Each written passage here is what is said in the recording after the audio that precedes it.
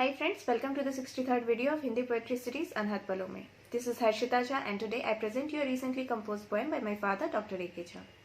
In this poem, my father describes a novel, uncontroversial and very straightforward character of Mahabharata.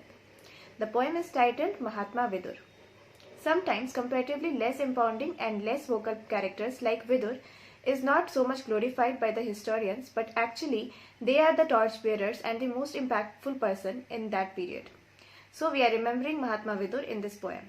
Please like the poem and forward it to the maximum people. Do subscribe to the channel if not done already. Now please listen to the poem in the voice of poet himself. Thanks.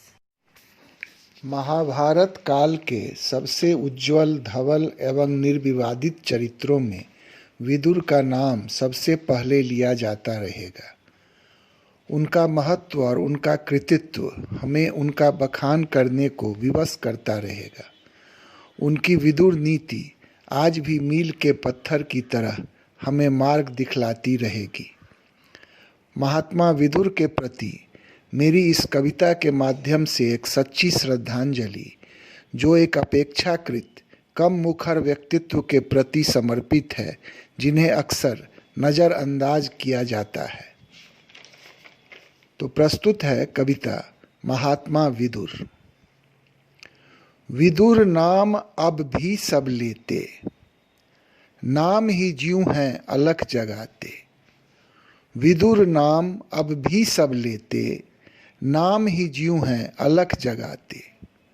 कितने विनत सज्जन सुपात्र वे, गंगा जल सम जल प्रपात वे। सूर्य सम तेजो मय प्रताप वे, शीतलता में चंद्र ताप वे।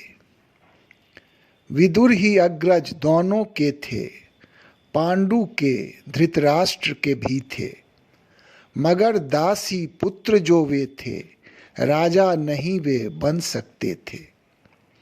बुद्धिमान पर इतने वे थे, सब सम्मान उन्हें करते थे। विचारवान भी ऐसे ही थे, विदुर नीति बखान करते थे।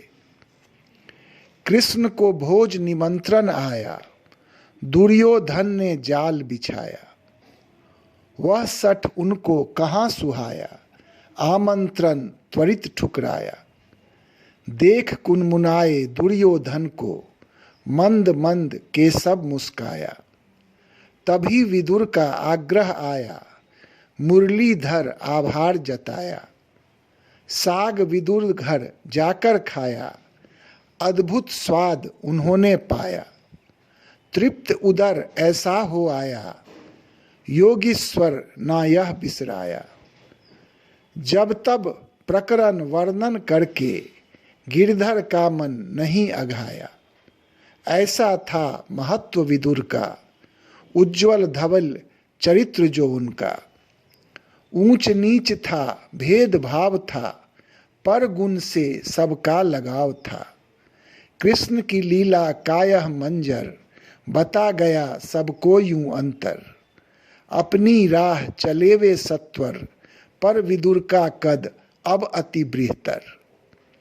गुणग्राही सारे जो जन थे, कृष्ण कार्य को माना गुरुतर।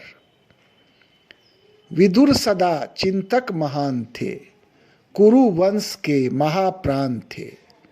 सलाह वो देते नित नवीन थे, राजनीति में अति प्रवीण थे।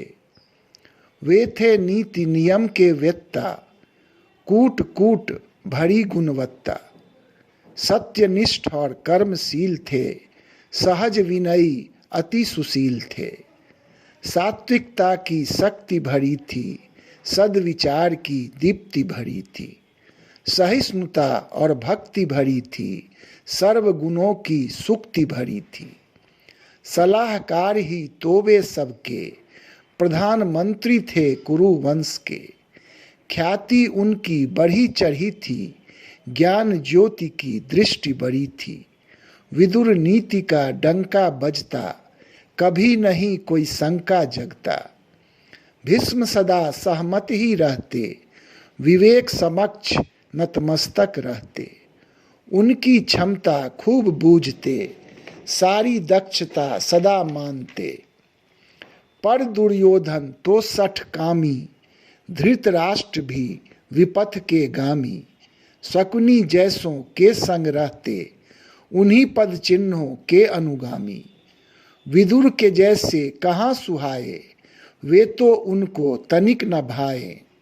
लाक्षागृह षड्यंत्र रच गए, पांडव वध का प्रण ही कर गए।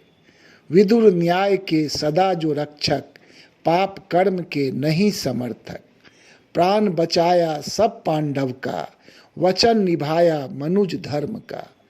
गुप्तचरी के भी वे माहिर, तीक्ष्ण बुद्धि के सबको जाहिर। उद्यात चरित यूं महाभारत के, बेदाग चरित अखंड भारत के।